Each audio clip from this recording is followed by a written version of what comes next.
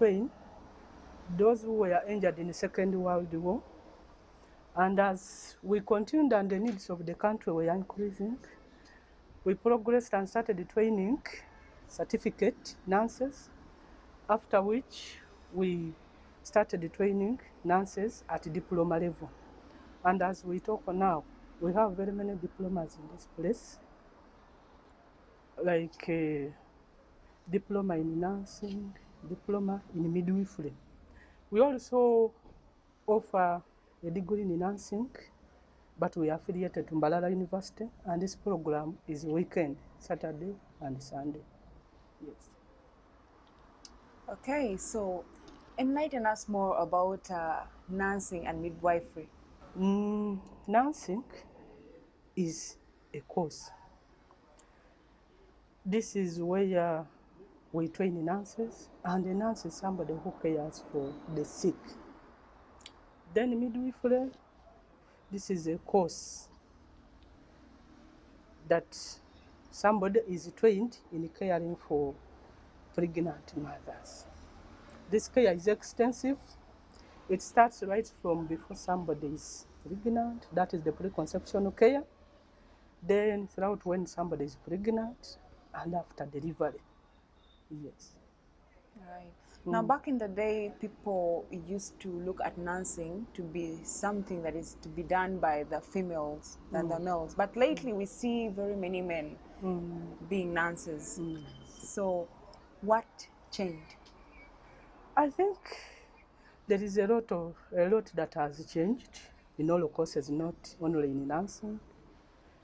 You remember in engineering, people used to think all engineers were males, but even of late we are seeing female engineers.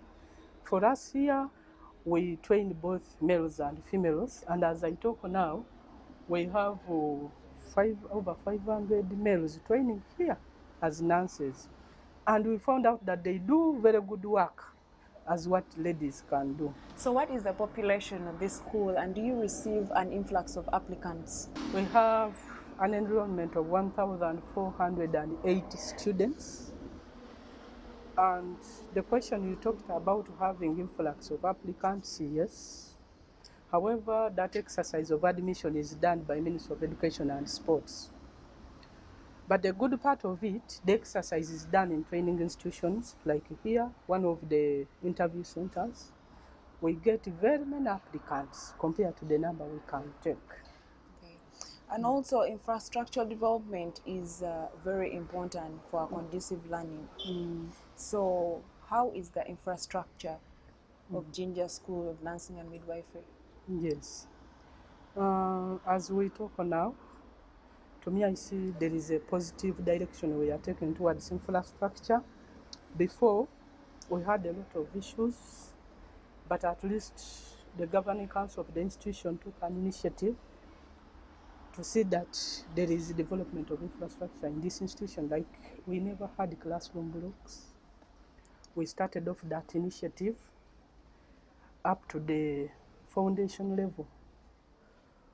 And I want to take this opportunity to thank the government of Uganda. After realizing that we had started that building up to slab level, they've funded the construction of the 3-storied classroom block in the financial year 2020-2023. Government has really struggled a lot to give infrastructure to Jinja School of Nursing. Like in 2009, I think 2010, the European Union constructed 3 blocks to the institution, and again it has given us more funding through YouGift. So I would like to thank the Minister of Education and Sports for what he's doing for Jinja School of Nursing and Midwifery. Okay. And also, speaking of the structure of the school, like, what is the ratio of the students per class? Like, the rate of students per class, it depends with the diploma level. Very few people qualify for that. So our maximum class number goes to like 50, but with the certificate, we have classes of around 200. But even picking this 200, we have around 4,000-5,000 people who qualify to join this. So we have classes of around 210. That is for nurses. Then for midwives, we range in 100 certificate at certificate level midwifery. But with diploma, their classes are very more. Yes. Yes. And also Uganda has been grappling with challenges in the health sector, and challenges like few health workers in health clinics, medical centers. So how has the School of Nursing and Midwifery helped fill in those gaps? I just want to share with Ugandans that as far as ginger nursing is concerned, we've really done a very good job towards this. First of all, we produce very high quality nurses and midwives to go and serve the country and even beyond. Like we had a graduation ceremony in March this year, and 1,500 graduates were sent to the community. Then even when they are training, we attach them to government health centers to cover up the gap in those places. Much as they go there to train, but still they are helping to cover up the gap in training institutions. In the health centers. We have a program that takes students to communities like in Riyande. They had a gap of understaffing, but these students cover up those gaps. So I'm really very proud to say ginger nursing has helped a lot to cover the gaps in the health sector. Okay, and also this institute offers science courses, but then are there other things they do, other courses they do, or in terms of co-curricular activities, something like that? As we talk about this institution being majorly offering science courses, yes, you're right. But as we talk now, we also do sports in this great institution. We had regional sports for health training institutions, and that exercise was for 3 days, and we excelled highly. And even at the end of this month, that is on 20th of August, we are going to Fort Portal for the national competitions. So we really put in a lot of effort. We want to see a health worker who will go work on patients, then after that get ways of handling stress in their life. Not somebody who will go to work, then home, work, home. So we really embrace co-curricular activities. Okay, so how is that done? How is that balanced? The fact that the students go to class at this period of time and then they have co-curricular activities, how is that planned for? Yes, we have timetables, and always for lectures they run from 8 up to 5, maybe for special cases. So after that, students have free time to do what they also want. So we use that extra time in sports and other co-curricular activities. All right. So there are so many nursing schools out there, or medical schools, and they all offer something. So what makes Ginger Nursing School and Midwifery different from this school? Something unique about this particular one? That is a very great question. Actually, Ginger Nursing School is unique compared to all nursing schools in the country. One, its location. Yeah, we are located in the city. Then two, we are located near Ginger Regional Referral Hospital, one of the powerful hospitals in the country in terms of training. So we are very sure every learner who goes through Ginger School of Nursing and Midwifery would have got enough knowledge and skills to make him or her survive and serve the community. Ginger Hospital is a highly facilitated hospital with motivated staff that is there to mentor these learners. Ginger School of Nursing and Midwifery also has very highly committed staff, very experienced. They love their job and they do all what it takes to make sure that they impart knowledge and skills in these learners. And also the unemployment rate in Uganda right now is very high. So are the students here like assured of jobs by the time they finish their programs? I'll say yes, at the same time no. Yes. Reason why I'm saying yes, for us here, the curriculum the students go through has the very many components. Like there is component of entrepreneurship. So others are employed and others can employ themselves. Yes. Then I'm saying no because when all these students from other institutions qualify, they go in the same pool to look for jobs.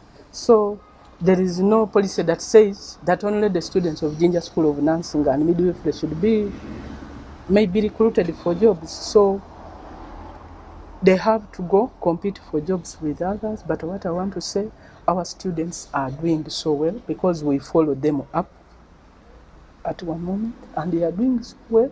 Others are employed by government, non-government organizations, and others going for self-employment.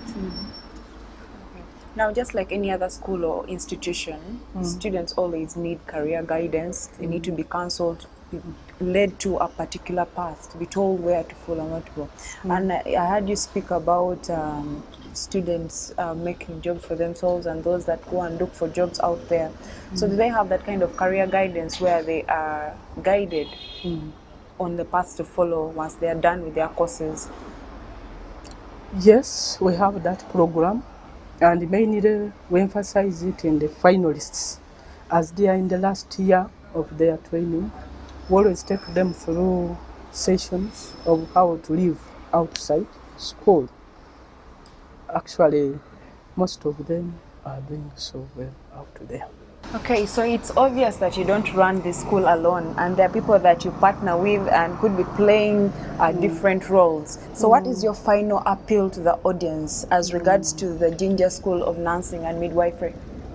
Yes, as we conclude, I'd like to take this opportunity to thank His Excellency, the President of the Republic of Uganda, for the great work he's doing for the health training institutions in the country. Then the Honorable Minister, Mama, the First Lady, for the commitment she has shown towards development of health training institutions, particularly Jinja School of Nursing and Midwifery, because for this, as we talk now for this financial year, it is only Jinja School of Nursing and Midwifery that was considered to be constructed under the U-Gift. Then the Minister of Higher Education, Minister of Education and Sports, for the love he has always shown to health training institutions. Then the Permanent Secretary, Minister of Education and Sports, she has really taken care of these institutions. I don't know whether other departments of Minister of Education get time for her because she's always thinking about us. Then the Director of Higher Education. I don't want also to forget the Commissioner, Health Education and Training, and the team for the continued guidance and support they've always given to the health training institutions. Then the staff of Jinja City. Jinja City has really supported this institution in all ways. In case we have any issue, it is handled urgently. I will also not forget the Governing Council. I want to assure you that this school is well governed by the leadership that was appointed by the Minister of Education and Sports. Thank you very much. Then the staff of Jinja School of Nursing and Midwifery, we have the teaching, they are so committed, wonderful and good. The non-teaching, they love their work. And finally, the students of Jinja School of Nursing and Midwifery, who have always kept our umbrella high, whether during the time of training or even when they qualify. Yes. Hey, thank you, Principal. And thank you for coming on to the show. Okay, so yes, we are still at Jinja School of Nursing and Midwifery, and there is so much to learn about nursing and midwifery. So do not go anywhere. This is the Education Forum. Stay tuned. So there is still a lot we are learning at the Ginger School of Nursing and Midwifery, and of course we are still at the Skills Lab, and the name speaks for itself, the Skills Lab. This is where the skills, the knowledge is being instilled in the students, of course stemming from antenatal care, treating of patients, and of course helping pregnant women conceive. All of that is being learned here in the Skills Lab. And joining me on the show is the person in charge of this lab, and he's going to give us more details on what happens in this Skills Lab. Welcome to the show. Thank you. Please introduce yourself. Yes, I'm Nsova Andrew, and I'm in charge of this Skills Lab. The Skills Lab in particular is a place where our students, before they are sent to the hospital, come and learn the different skills that they are going to practice in the hospital. So before we introduce the students to the patients, we have our patients, simulated patients, that they practice on before going to the hospital. And so when they come here, these students, they're of different years, the beginners up to the seniors. So when they come here, it depends on what they are going to learn. And if, for instance, if a first year comes here, there are procedures according to the curriculum that a first year has to cover. So as they cover the theory, they come here and complete with a practical. And sometimes the lessons take place within this place, theory together with the practical, because in nursing, theory goes hand in hand with the practical, as almost 95% is practical skills. We need to get the skills. So within here, in our skills laboratory, we have different equipments. In Meet say it is a mini hospital. Everything that is found in the hospital is found in this place. Majority of the equipment. So once a student has to see these things within this place before going to the hospital. All the procedures that are done in the hospital are majorly practiced from here. We give them the nursing skills majorly because this is what they are practicing to give after their studies. So when they come here, we have the different tutors and clinical instructors take them through these different practicals, the skills. So if a student wants or is to learn how to handle a patient, how to assess a patient, it will take a place within this skills lab. If a student is to learn how to deliver a mother, how to book a mother, to prepare a mother for delivery, a student will do it within the skills lab. So a lot of activities take place within here. And as you're seeing, this place is not so big, but we make sure that we group these students in numbers so that they can, all of them have a feel, because we think if a student has not had a skill, has not practiced, will not go out as a competent nurse or midwife. And as you're seeing, our skills lab is well equipped with the majority of the equipment. You're seeing the different trolleys, you're seeing so many instruments, trays, as they are in the hospital. So in particular, this is a mini hospital for our training. And when students, for instance, we need patient's comfort is one of our goals as nurses and midwives. So how will this student give comfort to a patient? A student will learn making a bed for a patient from this place. So a student will have all the skills of making a bed, and this, he will go through this by his or her teachers, the clinical instructors, us, the clinical instructors, us, the tutors, will take him through or her through how to lay bed, how to receive a patient, how to position this patient in this bed, and how to continue monitoring this patient for the different treatments while in this bed that the patient, a student, he has made.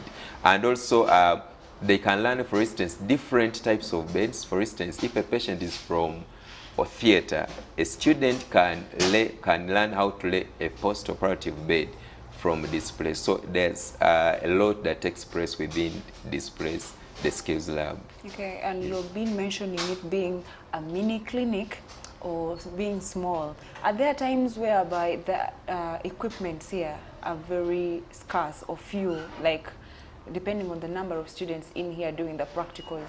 Oh, thank you so much. Calling it a mini hospital, it is mimicking a hospital. Yeah. That's why I'm calling it a mini hospital. So here we don't have live patients. Live patients are within the hospital. So that's why I'm calling it a mid-hospital. Yeah. Otherwise, the equipments we have, at least Ginger is well stocked. Depending on the patterns, we have most of the equipments, though because of our number, we a little bit have a big number. Equipments sometimes are less compared to the number of students that we have. And and the equipment being less, how do you carry out the practicals, especially when the class is a big one? Thank you. So when the class is big, as I said earlier, we group these students. For instance, if a class is like for 100 students, 150 can't fit within this same skills lab. So we group them in groups of 40, and we take them through. And if it's 150, those are like 3 to 4 groups. So at least a group of 40, all students will have a feel. And continuously, we give them, this skills lab is open from 8 to 5 daily. Even on Saturdays, we have clinical instructors and tutors that are always on ground. So students, after learning, if a teacher takes this student through, a student has his or her own time to come here and prepare these same things and goes through the same procedures with the colleagues or with the tutors and clinical instructors on individual basis. So that's how we cover up that gap of big numbers. Yes. Now, as the person in charge of the laboratory, yes, are there any areas that need improvement? And if there are any areas that need improvement in the laboratory, what areas are those? Oh, thank you so much. As for improvement, as I've said earlier, this, as government is planning to we've been facing a challenge, this space for the skills lab. But as new developments are coming on board, they are putting for us a new building whereby we shall have an extension for this skills laboratory. And I think that one will solve it, the space. And of course, of recent, different development patterns come on board to give us equipments. And I think this equipment vis-a-vis the number of students, I think it will be solved in that way. Okay. And for the time that the students have been coming for practicals here, like how successful have they been? Like what have they achieved? Are they performing well at the end of the practical? Yeah, their performance can be gauged from right away from the examinations that are set from UNIMEB, Uganda Nurses and Midwives Examination Board.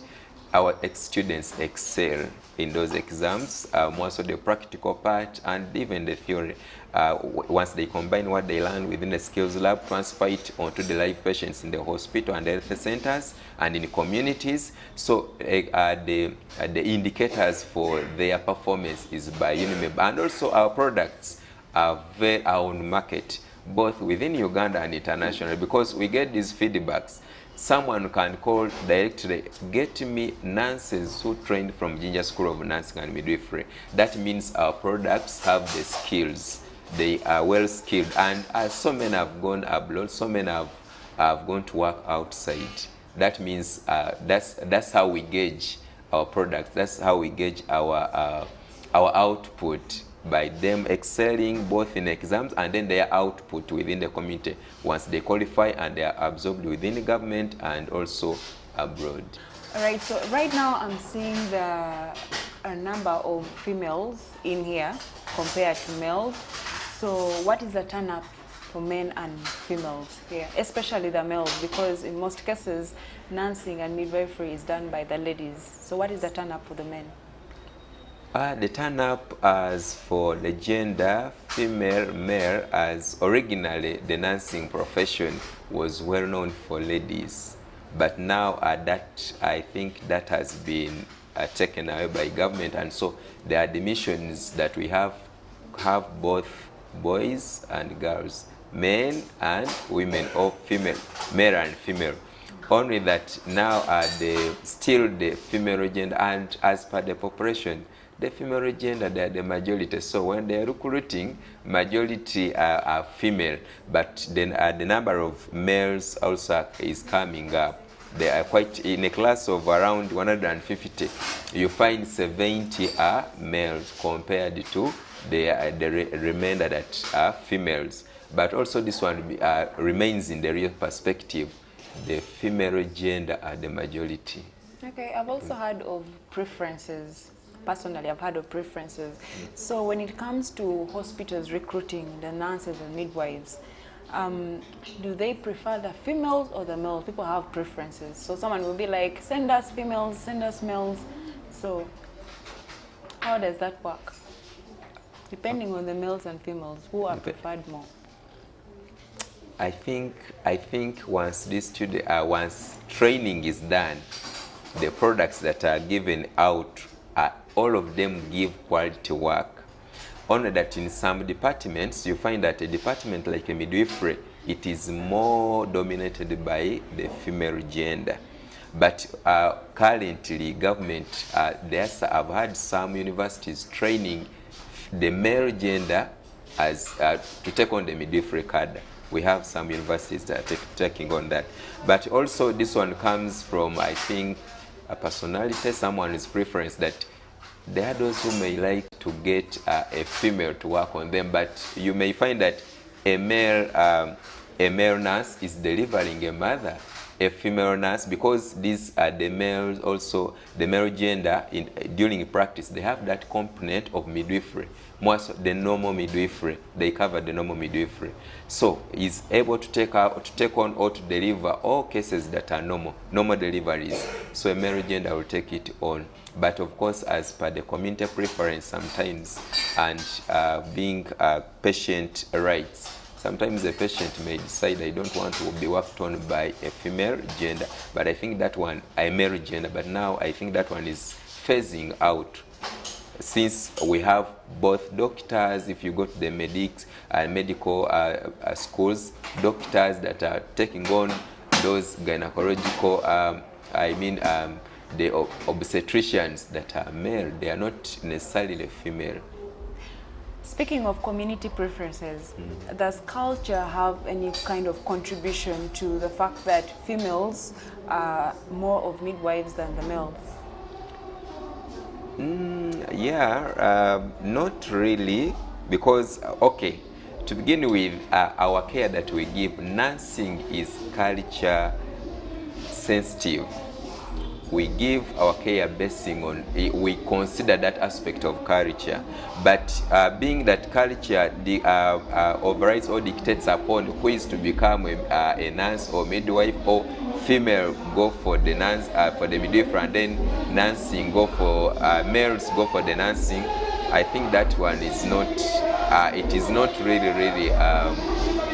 It's not really something that affects why more men or why more males go for nursing and females for midwifery.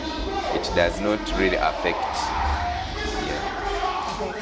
So the fact that there are more women that are midwives and nurses than men, what needs to be done to change the men's mindset and the female mindset? Because even women are doctors and stuff. So what needs to be done to change their mindset so that men also get to turn up for nursing and midwifery courses more?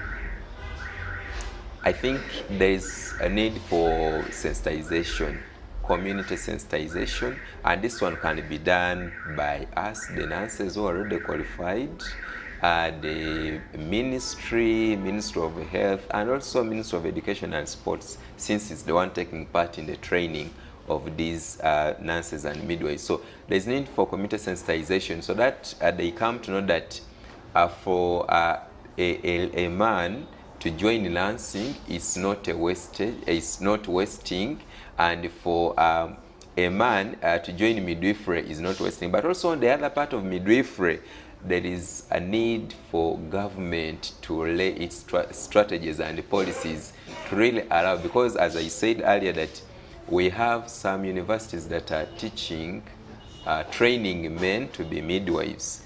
So, but if you look around, it may be, I think, one university, if I'm not mistaken, one university. So if I think it is allowed that more training institutions like of higher learning.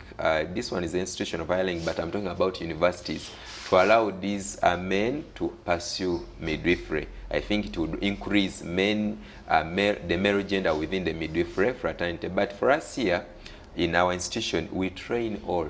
They train in their training, as I said, they have a component of midwifery. And when you find a male nurse in the health center, we will deliver a male nurse, we will deliver within the hospital. In labor, we will deliver a mother. Yeah, they are there. They train that component. But that one, because midwifery is a specialty, and you'll find major ladies taking on midwifery. But as I've said, men are also coming up. So this one, I think, has to be streamlined in the curriculum, and also at the extent how they are allowed to pursue this course. Because also midwives may feel that they are, of course, previously you're talking it is about for ladies. streamlining it in the curriculum. Like, does the curriculum specify that women are the ones to do midwifery? And the curriculum, really, the curriculum for this tertiary institution does not stipulate that it is ladies or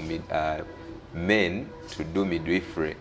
But you find that when there are students are being recruited, midwives will be only ladies. all right, so we have heard from Andrew. He's of course in charge of the skills lab here at Ginger School of Nursing and Midwifery, and we get to realize that the number of females doing nursing and midwifery is higher than the males. But of course, they are contributing to the health sector system in Uganda in a positive way. And of course, we realize that men outside there need to be sensitized about being nurses and midwifery, and of course leave the cultures behind where we all think that nurses and midwives are only the females. So we are here at the skills lab, and I'm going to meet the academic registrar, who's going to tell us more about the departments here, the courses being done here, and of course the requirements needed to be a nurse or a midwife. Welcome to the show. Thank you, madam. Okay, talk to the people. Introduce yourself. I'm Nakagwa Mary, Deputy Principal, Ginger School of Nursing and Midwifery. You are welcome in our school. Okay. What does it take to be a midwife? Like, what requirements are needed for one to join this institution? It depends on the program or discipline. The certificate midwives and nurses, they might have passed all science subjects, like chemistry, physics, English, mathematics. Yes, they might have passed with either passes or credits. There seem to be a lot of women that are doing nursing and midwifery compared to men. So what is the enrollment like here in terms of gender? The enrollment here, as I said, let me start with the total number. It is 1,408, and the male are around 500, and the female are around 908. Why do you think that's so? Originally, this course was female, but other sustainable development goals stipulates girls and boys alike. Even the male were brought on board later. Okay. Can you explain to us how the curriculum is being developed? What kind of curriculum do you follow? The curriculum we follow is the official or legitimate curriculum from Uganda Nurses and Midwifery Examination Board, where our examination are being, where they come from. How have you been performing over the years? We have been performing at 95% and above. Although when it is not strictly 95, it can be 97, 98. Okay, so now to most students, they consider sciences to be very tough and they opt for arts. So what is your observation on this notion? My observation that it is all about attitude.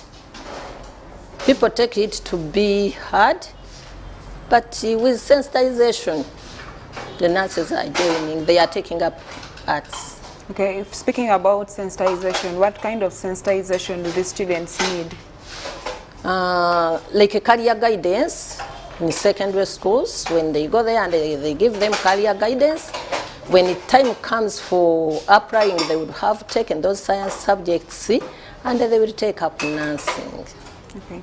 And what are some of the different academic departments in Ginger School of Nursing and Midwifery, and what are their respective courses? We have midwifery department, which takes up normal midwifery, abnormal midwifery, but there are some courses which are cross-cutting. They are on midwifery side and then on nursing side. Though there are some specific course units on midwifery. As I said, normal midwifery, abnormal midwifery, those ones are specific. Do you mind elaborating more on the normal and abnormal midwifery? Normal midwifery, that's where we teach students about the pregnant mothers and what they go through, hoping that that mother is going to deliver normally minus any difficulties. Yes, please. And then the abnormal? That's where some deviation from normal comes in, whereby you can find a mother is taken for operation, which we call cesarean sections, and the others. Okay. Well, just like any other career, we all need values and qualities. Now, being a nursing and midwifery institution, a school, what are the values and qualities that a midwife and a nurse needs to have? The values we have, transparency, time management, patriotism, only to mention but a few. Okay.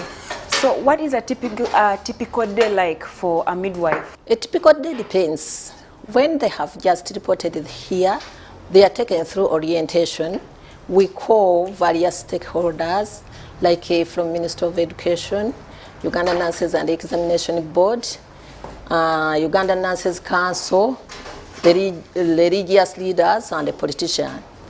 Then after there, those ones who are starting, they attend classes for 3 months.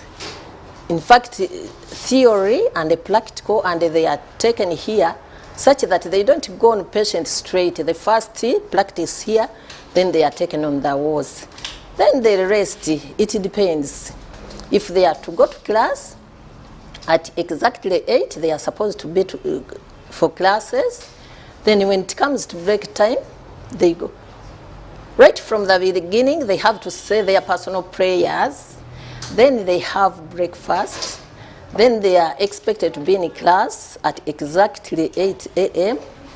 up to 10. Then they go for their black tea. Then after there, they go back to class until past noon. Then after their lunch, they come back here. Then the evening, they go back.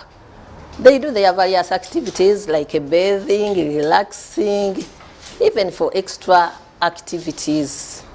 And they wait for the next day. Okay. And if there are any areas to be improved on, what areas would those be? The areas to be improved. Academically, what areas need improvement, if there are any areas that needed improvement? I see we are trying our level best, because I would like to say regarding practicals, when we saw that all the students can't go in these regional referral hospitals, we made arrangements with health facilities. We divided them, we took them there, and we improved on that. All right, so do the students get a chance to go outside there in the healthcare centers or clinics to practice? They get a chance, and as I talk now, there is a certain group. We divided them. We took one group in Bugembe Health Center, Pumode Health Center, Walukuba, Budondo, and the others. And also, when it comes to community placement, we take them to Buyende. They go into people's home to help them improve the environmental living and their health.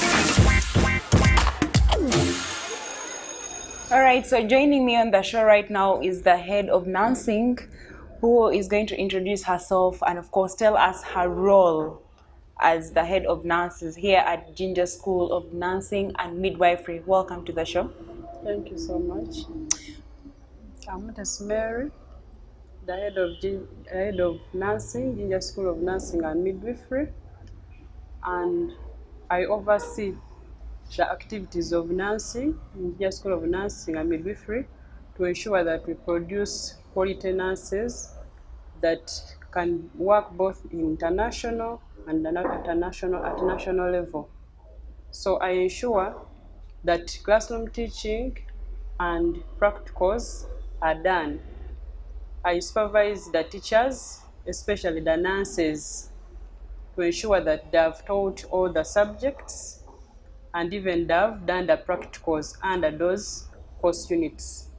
The course units that we have in the nursing department, we have surgical nursing, medicine, we have foundation of nursing, psychology, sociology, mental health, and many others, but mainly the ones of specialty, because we have some courses that are a core. For example, in the first year, we have the cores like foundation of nursing, psychology, sociology. Then as they move on, we go on by specializing and we do the surgical nursing, the medicine, and that is where we have, plus the foundation of nursing, that is where we have the skills. And that's what we ensure that by the end of their 2 years and a half, they are gotten all the content and the competencies. Can you elaborate more on the foundation of nursing? Foundation of nursing, it is a course unit that comprises of all the skills a student has to acquire before they finish the course as a nurse. So it falls under different course units, but for it is a core whereby if your surgical nursing has those skills and even the medicine has those skills. So it is a core that is done in first year, in the first semester and the second semester, but as they move on to do other course units, they have to continue practicing. They have to continue practicing these skills. For example, if they do things like wound dressing, cleaning of the ward, cleaning of the trolley,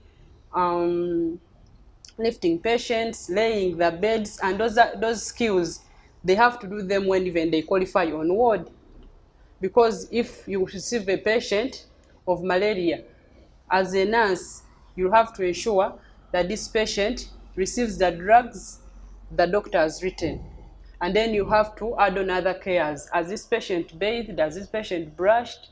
Is the bed sheets, are they clean? Is the bed laid well?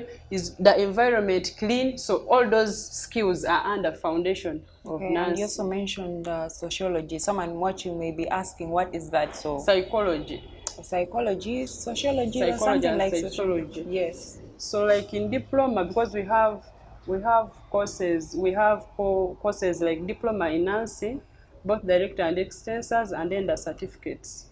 So they do these courses in the first year to ensure, because now where they're going to work in a society.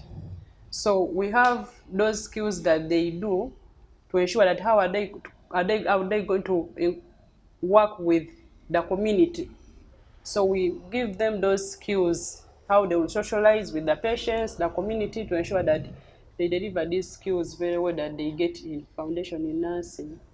Then the psychology, a patient has to be known mentally, psychology.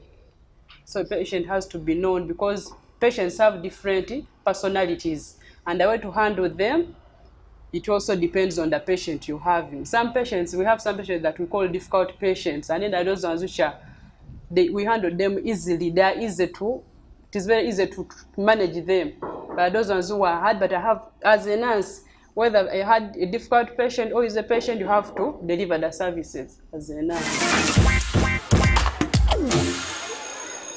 Every school school and institution needs student bodies, and in most cases we know student bodies to be student leaders for the smooth running of the school.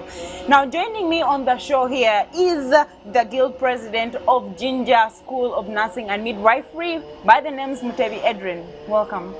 Thank you. Just put a correction on my name. Mutebi Edrin. Precious. Okay. Yeah, not Mutebi. All right. So Edrin, what is the role of a guild president in an institute like this one compared to other institutes? The role of a guild president in an institute like Ginger School of Nursing is not far different from other guild presidents. One, as a guild president, the head of the executive, of the cabinet, I'm a co-signatory to the guild accounts. I share meetings with my cabinet. We get views of students, what they are facing. We submit it to the governing body that governs the school, because the school has a governing body. Okay. So we submit in all that, and we see so that we can get the better life of students in school. And also as a guild president, I'm part of the guild disciplinary committee. In case students make mistakes or make any crime, we first intervene as the guild council or guild cabinet before we can forward. But in most cases, as the guild council, guild cabinet, we sit around and we make sure we complete everything at our level. Unless a student is kind of big-headed that we cannot, but in most cases, our school is full of students that are disciplined, and so you don't get a lot of indisciplined cases. And speaking of crime, what kind of crimes do you encounter in a school like this one? For example, in the past, we've been having crimes of theft, but we've really worked upon it, and now it is off. Just like we've been getting people that come from outside and they intervene, so they be like students and take things of students. But as that, we work with the school administration. That's why you can see we really put a wall fence.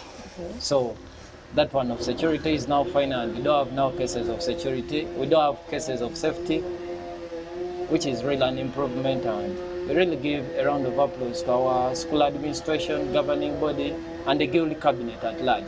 So students are very free nowadays, and their property is safe. Okay. What about in times when students have complaints or are dissatisfied with the services in the school and start complaining? And then in most cases, some institutions will strike or something of that sort. Now, as a guild president, when students are having such complaints and dissatisfaction, how do you resolve such issues? That whole process, how does it work? As a guild president, this is a very good question, actually, because as a student leader, I need to be free with my subjects. I'm 2-on-2 ground, I be with them, I study with them. In most cases, they are free with me, my office is open. So, even the cabinet I work with, it's full of young people that are approachable and easy to speak with. So in case a student gets a problem, they can approach any of us on the cabinet, we sit. In case the problem is too much that we cannot solve it, then we can give to our heads, the governing body, the principal, the student's patron, actually. So we give it the student patron, then the student patron can forward it to the principal, then the governing body can see it. But for the time I've been into power, for the 8 months I've been into power, I haven't seen that, because most of the things we've been handling as students, guild council. That's why you can see we cannot get those problems of strikes and what, because students, we are free with them, so they can listen to us and we can listen to them, and we solve their problems quickly as well as possible. Are there moments where these issues are not forwarded to the principal or the heads of department, wherever, and it's just solved by you as the guild president? In most cases, the complaints we get at the level of the guild council. So in case it is really beyond us, then we can forward it. But in most cases, they're at our level, and that's why you can see in most cases we don't go up. That is it. So we don't have too much of those bigger complaints that really intervene in the governing council or the principal of the school. Because what the administration has done, it has done its best. And that's why we say we don't have, you cannot hear of a strike in a nursing school or in my institute. Yeah, because most of the things they do, and we are disciplined students. That is it. And for the 8 months that you've been guild president of the school, what are some of the achievements you've had?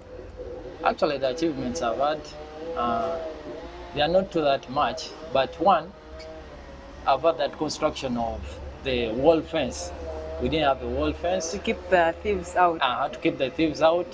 One, I revived the guild students disciplinary committee because it had fallen, and really I revived it back, and you can see that most of the things we work within the guild council and we make students. That's why you can see we have a lot of friendship and students are very free and have a lot of freedom. One, another thing is in sports. In sports, we've been the champions. So I really worked upon with the sports tutor, with the school administration, with the sports minister, and really motivated these students and really came out as champions.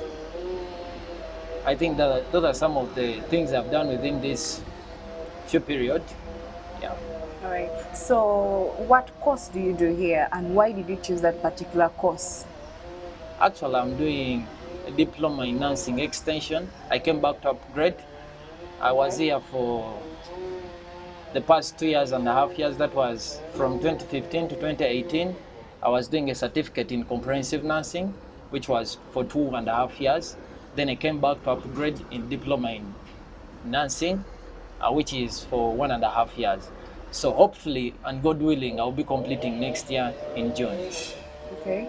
I chose this course, reason being I've been having that passion, the love to treat people and to deal with patients, because when I see people they are suffering, I feel so bad. So our course is actually being chosen. You be chosen from God. That's why we say to love and serve, and to be a nurse, you be chosen. So you're called by God. I was called by God. That's why I'm coming back, and that's why I'm following it. Okay. Yeah. Now that you're doing it out of passion and the love for it, and you call it a calling. Yeah. So what are your expectations after you're done with the program? My expectations after I'm done with the program, one, I'll go back to my workplace, because actually I'm working from Mpumo Health Center 4. So I'll go back to my workplace. I keep giving the knowledge I've gotten from school. I help those people out.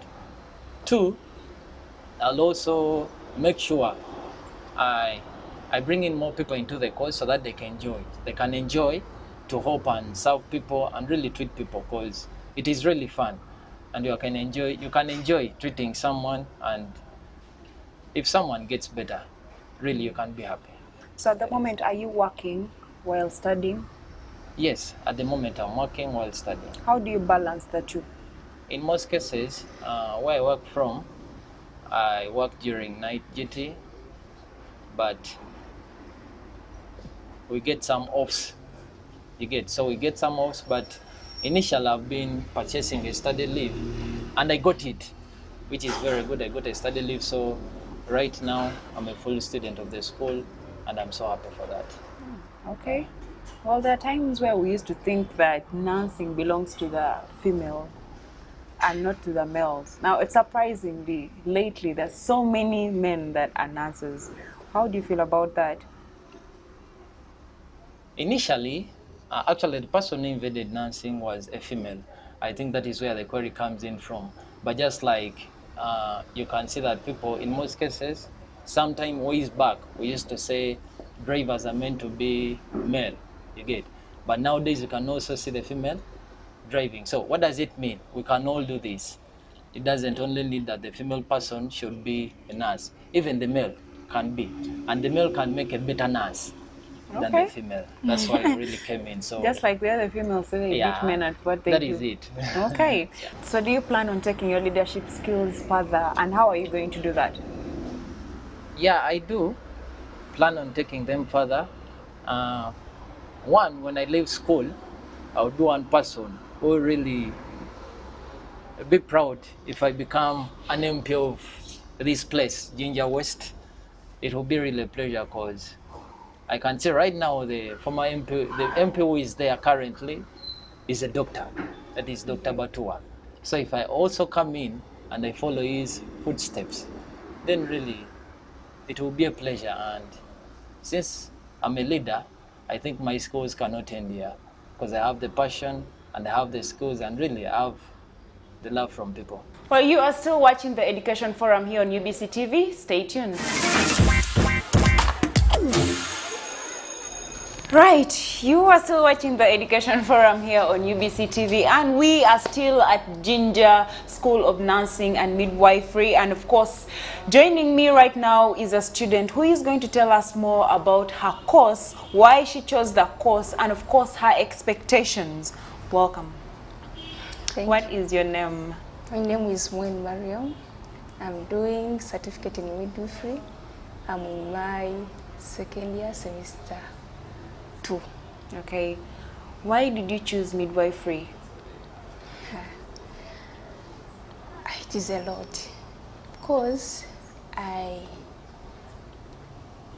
when I went in the hospital for those mothers who were producing, I was inspired by some nurse, a midwife, so he inspired me, and I was attached and decided I have to go and study midwifery. I had that zeal that one time, I have to become a midwife, and that's why I'm here. Okay. Well, some students out there or people that would be thinking of taking this particular course that you're doing will think it's a very tough one, or probably are scared of delivering babies, of course. But how do you find that whole experience? How do you feel that the life of a baby is going to be in your hands someday? This course is really enjoyable because we are the first people to see the life of a person, and receiving a baby is very enjoyable. So you see the baby coming, how the baby is coming, and yeah, it's very enjoyable, and I urge everyone to come and join us. Okay. Yeah. So what are your expectations after you've finished your course of midwifery? What do you expect? Are you going to continue with a diploma, to a degree level? Actually, my expectation is to continue studying more, learning more how to handle these mothers, how to operate about them, and carrying more deliveries. And I want to, it's just these 2 years of experience is too much to me. But I want to join I want to join just after my certificate. I just want to join there and then, but okay. It's 2 years of So experience. judging on how you're speaking, like how much love and passion you have in your speech, it looks like you want to start delivering babies right now. If you're just if you're taken to a hospital right now to deliver a child, it will be the biggest achievement in your life. Yeah. That's what you mean? Yes. And I want to study more and increase on my education, like papers, to add more, because this certificate is coming something not like, It's not much. yeah, but to me I want to increase. I go on diploma, I go on my bachelor's and PD.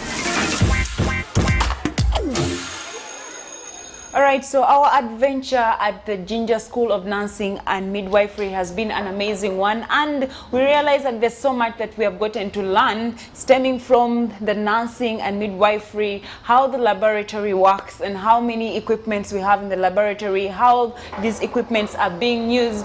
And of course, we also get to realize that there's so many females that are doing the nursing and midwifery course compared to the males, but also we get to realize that males also do midwifery and nursing, and it's not only for females. So back in the days, we used to see females do the nursing and midwifery courses, and we used to see nurses in hospitals, midwives in hospitals, and the number of women were higher than the men. But lately, we realize that males are also nurses and midwives. Well, that is all we had on the Education Forum today. Until next time, bye.